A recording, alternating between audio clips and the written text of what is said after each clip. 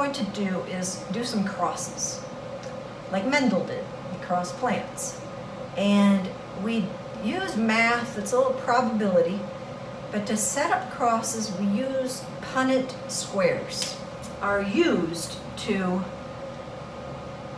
determine the probability of the offspring. Like what are the genotypes, the phenotypes? So it's to visualize crosses. It's to visualize how the genes are combined.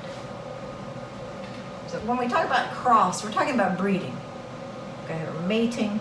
Punnett squares are just a way of visualizing the genes and how they're crossed between mother and father. Okay, so now we're going to look at the plants again, because this is what Mendel studied. So we're going to have, let's say we have a tall plant, and it's homozygous dominant. So it looks like this. And we're going to cross it with a short plant. It's homozygous recessive. Okay, so we're going to set up a cross. So the first thing you're going to do is put the genotypes you're crossing. Okay, remember, these are the genotypes. And I draw an X, meaning I'm combining this with this one. They're mating, so it's a mating, breeding. Okay, so this could be the father, this could be mother, this could be mother, this could be father. It doesn't matter for this, which one's which. Okay, so what we do then is we make a square, and we're going to use these two. And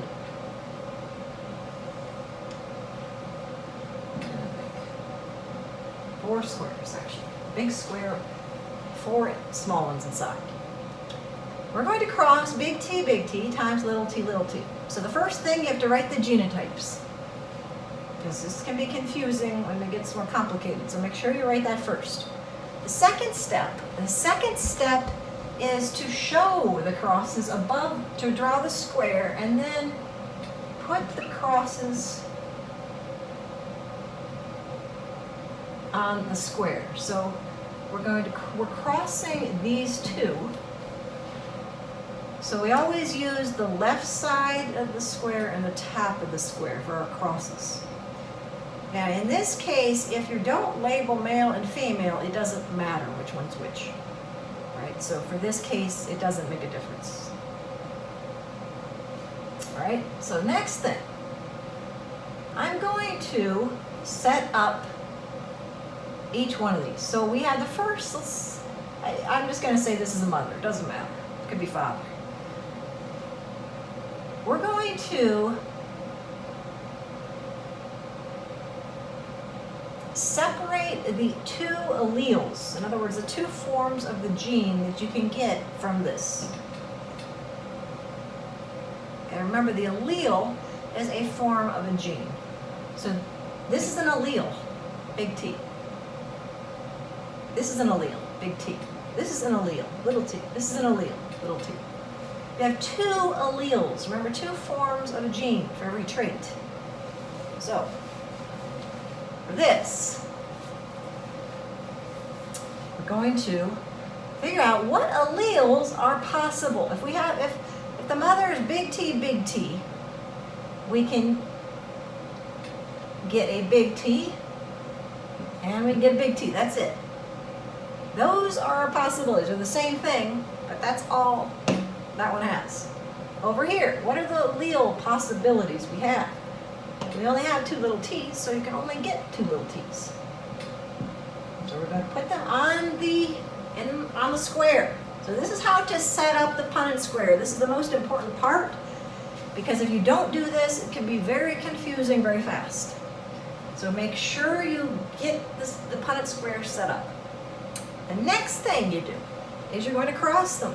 Now this is really the easy part. So you just go one at a time. You go down and across. You combine them. So big T, and always the big letter first. So big T, little t. Next one, down and across. Big T, little t. Down and across. Big T, little t. Down and across, big T, little t. Notice, these are all the same, They're all heterozygote.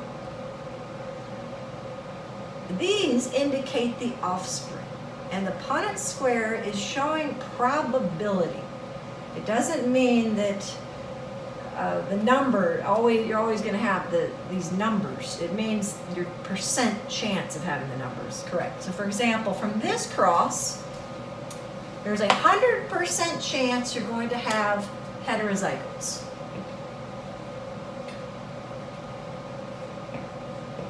Or the phenotype tall. So if I'm asking you what's the percent chance you get a heterozygote, it's 100% chance. If I'm asking what percent chance that you get tall plants from this cross, 100%. If I ask you what's the chance of getting homozygous dominant from this cross, 0%. There's no homozygous dominant here. If I ask what's the percent chance of getting homozygous recessive from this cross, 0. There's no homozygous recessive.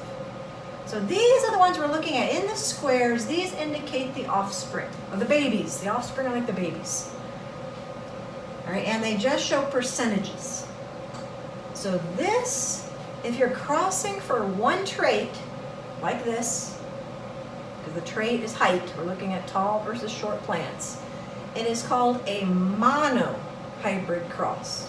Mono means one. So monohybrid. So monohybrid cross, you're crossing for one trait. All right, now let's do another. Okay, now I'm going to cross two of those offspring. So I'm going to cross a heterozygote with another heterozygote. Two heterozygotes. But they're both tall. So they're both tall plants, but they're heterozygous. So now I'm going to cross big T, little t. There's big T, little t. Doesn't matter which one's mother, which one's father. From this big T, little t, there are two different genes I can get. Two alleles, two different alleles. So you have a big T is one. And you have little t. Those are the two possible alleles you can get from this. That's all it has. Over here, same thing. We have a big T and a little t. So now we've set up the Punnett square and we just cross it. So we go down, remember down, and across. Big T, big T. Down, next one, down, across. Notice, this, when I go down, the little t, big T. However, we don't write it that way. So always the big letter first, so it's big T, little t. Next one, big T going down, little t going across. And the last one, little t, little t. So now, these are the offspring. This is a lot different than the last one. So if I want to know what percent of the offspring are heterozygote, heterozygous, I have to find out. I have to look. This one's heterozygote. Hetero is different. It has one big letter, one little letter. Heterozygote. These are the two heterozygotes. It has 2 out of 4. So 50% chance that this cross will result in a heterozygote. 50%. This is what Punnett squares just show percentages. Okay, now, if I want to figure out what's the percent chance you're going to get a homozygous dominant offspring. So homozygous, remember homozygous, same. Dominant, big letters. So you're going to have 2 big letters. That's right here. Only 1 out of 4, which is 25%. So 25% chance from this cross, you'll get a homozygous dominant offspring. What if I want to know what percent chance you're going to get a homozygous recessive offspring? Remember, homozygous, same, recessive, lowercase, which is here. Only 1 of those of the 4. So 1 out of 4, or 25%, are going to be homozygous recessive from this cross. So we can see 50% heterozygous, 25% homozygous recessive, 25% homozygous dominant. Now if I'm asking about phenotype, and I want to say what percent of the offspring are going to be tall, for example. Well, this is obviously going to be tall, right? Because it has two big T's. This is going to be tall, and this one's going to be tall, because you only need one big T to be tall if it's complete dominance, and that's what we're looking at. So 3 out of 4, or 75%, are going to have the tall phenotype. I want to know what percent are going to have the short phenotype. To have the short phenotype, since shortness is recessive, you have to have 2 little t's. It's the only way. And you only have 1 out of 4. So 25% will be short. So they'll have the phenotype for being short. So please review this, and I'm giving you practice problems under the YouTube description to practice creating Punnett squares using monohybrid crosses. So you're going to cross for one trait. Have fun with this. Science is awesome.